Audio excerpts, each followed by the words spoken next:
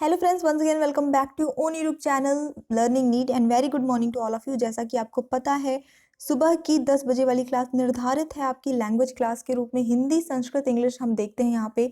बहुत सारी, हमारे करीब 1 साल होने को है, सेशन चल रहा है। बहुत सारे वीडियोस अवेलेबल हैं चैनल पे, लिंक सबके डिस्क्रिप्शन बॉक्स में आपको मिल जाएगी। एनीवेज, आज का सेशन इंग्लिश का है और बहुत इंटरेस्टिंग है। क्यों? क्योंकि आपका सिलेबस में जो एक टॉपिक है वन वर्ड सब्स्टिट्यूट, तो आज वहीं से हम क्वेश्चंस देखने वाले हैं। 20 प्रश्न का ये हमारा सेशन चलेगा। सारे ही क्वेश्चन सेलेक्टेड हैं जो कि मॉडरेट लेवल से लेके और टफ लेवल तक जाएंगे, ठीक है। और दूसरी बात, एक चीज़ तो आप ध्यान कर लीजिए, अगर आपको उत्तर प्रदेश में शिक्षक, सरकारी शिक्षक बनना है, शिक्षक प्राइमरी टीचर बनना है, ये जूनियर आएगा वो बनना है, तो निश्चित रूप से आप को इंग्लिश अटेम्प्ट करनी ही पड़ेगी। भले ही इसके पहले यूपी टेट में आप इंग्लिश ना लें, कंपलसरी हो गया है, ठीक है। तो मेहनत तो करनी पड़ेगी। चलिए शुरू करते हैं। पहला प्रश्न आज का है, a place of shelter for ships. Ships मतलब क्या होती है? जो भेड़ें वगैरह होती हैं, उनको जहाँ रखा जाता है, उनके रहने का जो स्थान बनाया जाता है, वो क्या कहलाता है? फटाफट से ऑप्शंस देखिए। Harbour, heart, hawker, heard. तो यहाँ पे सही आंसर आपका ऑप्शन नंबर ए हो जाता है, हार्बर कहलाता है, जिसका अर्थ बंदरगाह, मतलब शुद्ध हिंदी में कह सकते हैं, लेकिन बेसिकली जहाँ पे भेड़ों वगैरह को रखा जाता है।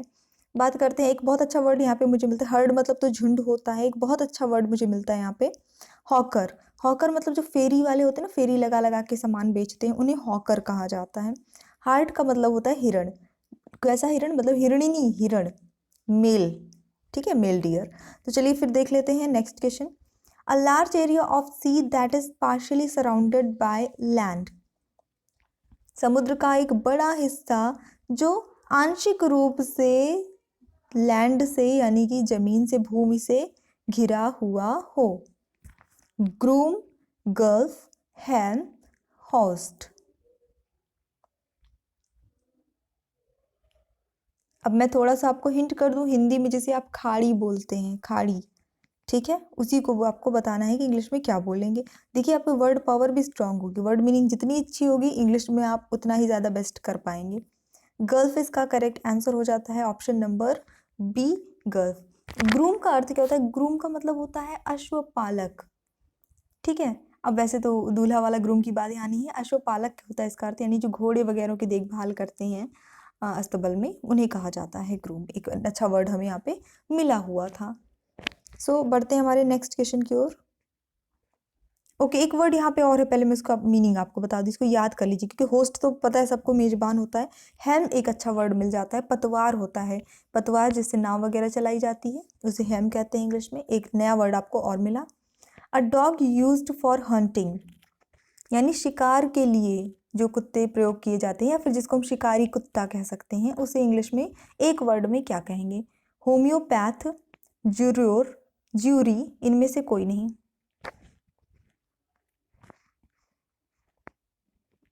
तो आपका सही आंसर होगा ऑप्शन नंबर डी, इनमें से कोई नहीं। ये इनमें से कोई इसका आंसर नहीं, क्योंकि उसे कहते हैं हॉन्ट, HOUND, जो कि इस ऑप्शन में अवेलेबल नहीं था। तो मुझे लगता है कि आपने इन तीनों में से कोई गेस किया होगा, लेकिन आंसर इसका होता है नन ऑफ दिस। काफ़ी अनएक्सपेक्टेड इसका आंसर रहा। One who Yeats too much, जो बहुत ज़्यादा खाता है, कुछ लोग होते हैं ना बहुत ही ज़्यादा खाते हैं, उसे क्या कहा जाता है? Emetic, sphincter, gluten, fleet. क्या कहेंगे एक शब्द में बहुत ज़्यादा खाने वाले को? पेटू जिसको कहते हैं, बहुत पेटू है वो। चलिए देखेंगे यहाँ पे सही आंसर जो हो जाता है वो हो जाता है आपका ऑप्शन नंबर सी, ग्लूटन कहलाता है। इसका करेक्ट आंसर हो जाएगा glutton. Move to the next question. A thing which can easily be broken, जो चीज़ आसानी से टूट जा सके। तो जो चीज़ आसानी से तोड़ी जा सके उसे सेंचुरी, फ्रेजिल, टूरिस्ट, इनमें से कोई नहीं, उसे कहेंगे फ्रेजिल, जिसको हिंदी में कहते हैं भंगुर, फ्रेजिल, ठीक है। सेंचुरी मतलब शताब्दी, सदी कह होती है। टूरिस्ट मतलब जो आपके सैलानी होते हैं वो कहलाते हैं tourist. A swelling part of a body, कई बार शरीर में सूजन आ जाती है, जिसको हम हिंदी में शुद्ध सूजन कहते हैं, सूजन आ जाना, उसको इंग्लिश में क्या कहते हैं? Inflammation, extempore, cardiologist, neurologist.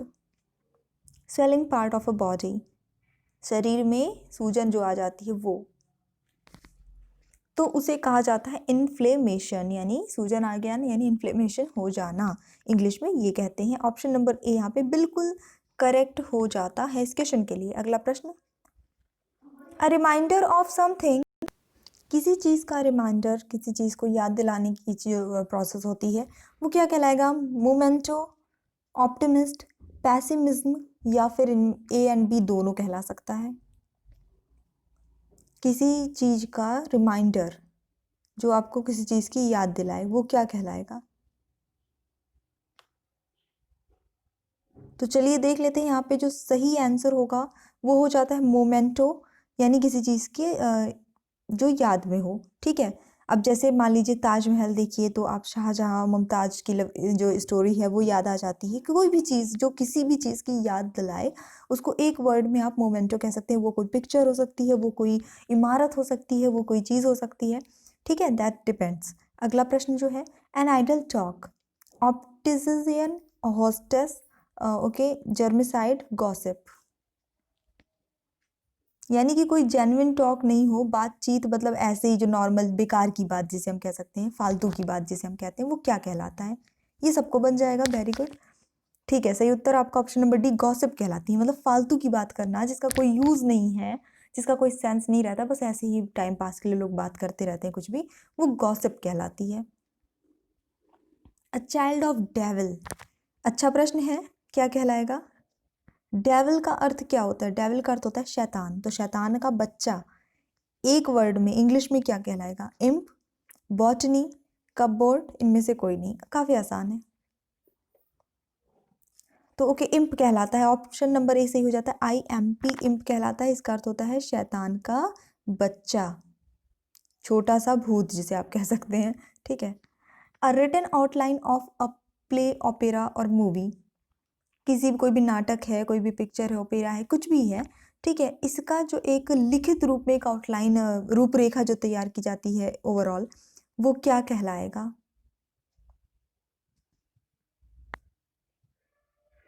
Opera क्या होता है आपको पता है क्या? प्ले और मूवी तो पता है, ओपेरा एक्चुअली जिसको गीत नाट्य कहते हैं, है ना, जिसमें म्यूजिकल जो एक नाटक रहता है वो नाटक ये प्ले ही है, बट उसमें गा गा के सारी बातें होती हैं, वो ओपेरा कहलाता है। तो वो कहलाता है सिनेरियो।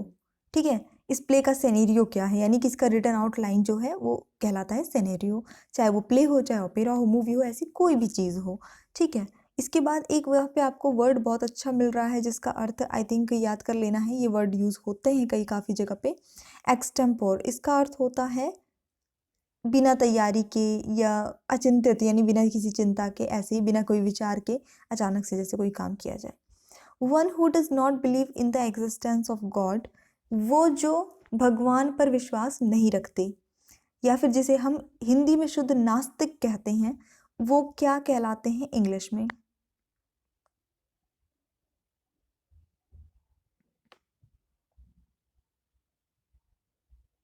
तो यहाँ पे जो सही आंसर होगा वो हो जाता है आपका सिनेरियो। तो आपने पिछले उस क्वेश्चन में देख लिया कि क्या होता है, एंटीसेप्टिक सबको पता है, बोरो प्लस बोरोलिन लगाते होंगे, एंटीसेप्टिक क्रीम्स ही हैं वो। यहाँ पे एथिस्ट जो है इसका सही आंसर हो जाता है, जिसका अर्थ होता है नास्तिक। ठीक है, क्या हो जाएगा? एक अच्छा वर्ड यहाँ पे आपको और मिल रहा है, इसकी भी मीनिंग आप याद कर लीजिए, करते चलिए।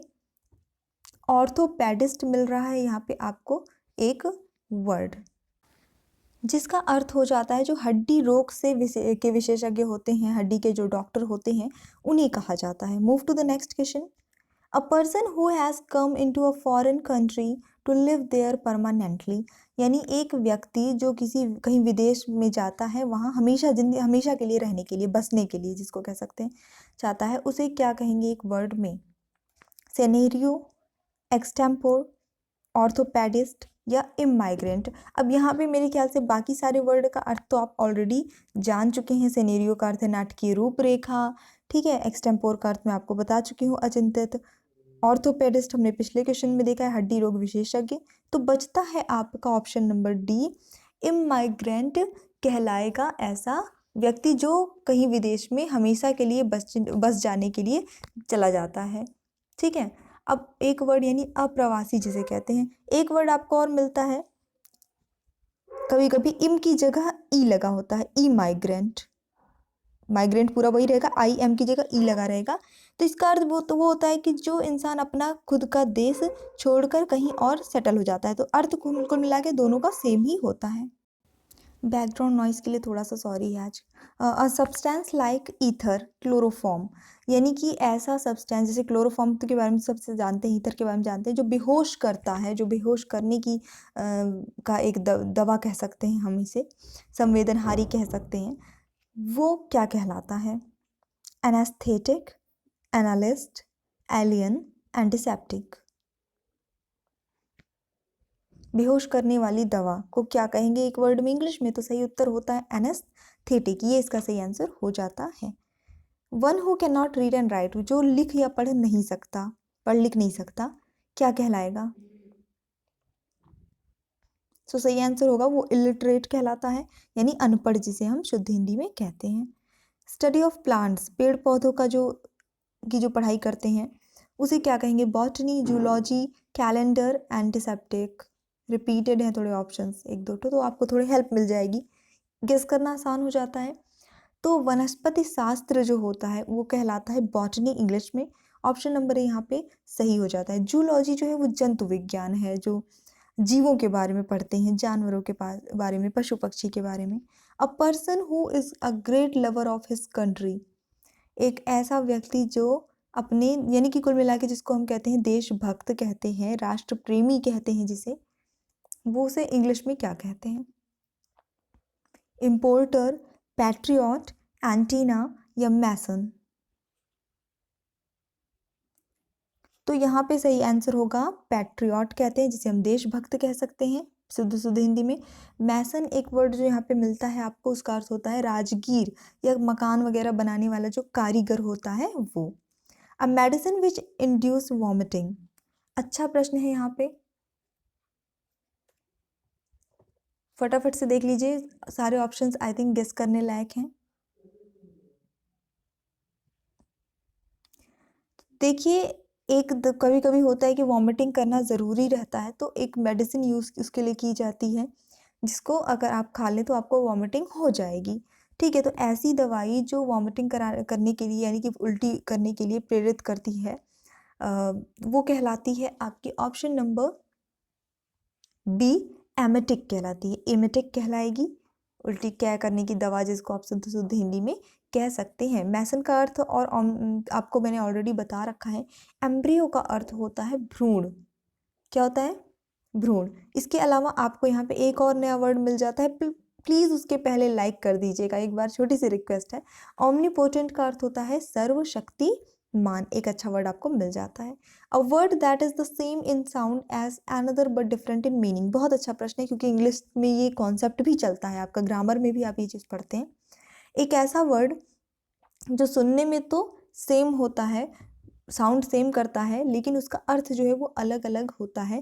जुंटा, पैट्रियट, हॉरिजन, होमोनीम, क्या कहलाता है? तो इंग्लिश में ऐसे वर्ड होमोनीम्स कहलाते हैं, ग्रामर में भी आप इसको पढ़ते हैं, यानी कि जो सुनने में तो सेम लगेंगे, प्रोनाउंस करने में, उच्चारण में सेम रहेंगे, लेकिन उनका अर्थ जो है वो अलग अलग हो जाता है। अब जैसे कि SEEC, एस, यहाँ एस लिखते नहीं बन रहा, SEAC, दोनों का को पढ़ेंगे सी, दोनों का अर्थ है अलग अलग। ठीक है, एक का अर्थ हो जाता है देखना, एक का अर्थ हो जाता है समुद्र। तो ये हो गए होमोनीम्स। ठीक है, अ person who goes for a walk, long walk in the country, जिसको हम पदयात्री कहते हैं। कुछ लोग क्या करते हैं, देश में कहीं पे भी देश यात्रा में चले जाते हैं, तो वॉक पे जाते हैं लॉन्ग, पूरे देश में अपना घूमते हैं, लेकिन अपनी कंट्री की ही बात हो रही है। हाइकर कहलाएंगे, होस्ट कहलाएंगे, ज्यूरी कहलाएंगे या फिर लार्वा कहलाएंगे? पदयात्री मैंने शुद्ध शुद्ध एक शब्द में क्या बोलते हैं बता दिया है, बस आपको उसकी इंग्लिश बतानी है। तो ऑप्शन नंबर ए सही हो जाता है, हाइकर कहलाते हैं ऐसे लोग। अ हिंदू स्पिरिचुअल टीचर, अच्छा प्रश्न है, जिसको हम हिंदू धर्म के जो टीचर होते हैं, स्पिरिचुअल टीचर, उन्हें हम शुद्ध शुद्ध कहते हैं गुरु। तो ऑप्शन नंबर ए सही हो जाता है। ओके, सो यहाँ पे हमारा जो सेशन था वो कंप्लीट हो चुका है। वीडियो पसंद आया तो प्लीज़ लाइक, शेयर और सब्सक्राइब कर दीजिएगा। हमारा दूसरा चैनल है एग्जाम डोज, उसके लिंक डिस्क्रिप्शन बॉक्स में है, वहाँ पे आप एक बार ज्वाइन कर सकते हैं। So thanks for watching, keep studying and bye bye.